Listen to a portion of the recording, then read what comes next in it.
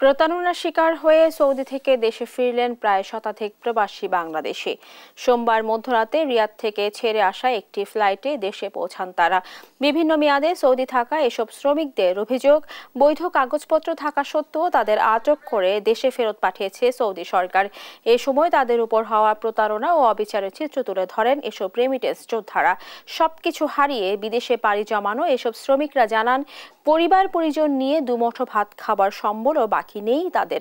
সৌদিতে অবস্থিত বাংলাদেশি দূতাবাসের অসহযোগিতা করেছে বলেও দাবি তাদের।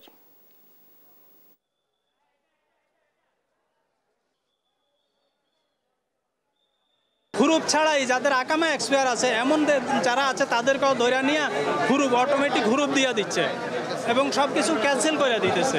আল কাসিম, আমি যে জেলে ছিলাম এখান থেকে তো আমাদেরকে 40 জনকে আজকের ফ্লাইটে পাঠাইছে, আরও অন্তত 200-র উপরে শ্রমিক আছে। আমি 12 তারিখে কপিলকে আকামার জন্য টাকা দিছি, যাওয়া যাতের জন্য টাকা দিছি, উনি আমার 17 তারিখে হুরুপ মারি দিচ্ছে। নাম করতো গ্রুপ ছাড়াই ওই 3 মাসের আগামা ছিল, এক্সপায়ার ছিল, যতদিন এক্সপায়ার ছিল এই জন্য আমাদেরকে দূরে পাঠাই দিছে। ভাই জেলে ছিলাম 10 দিন,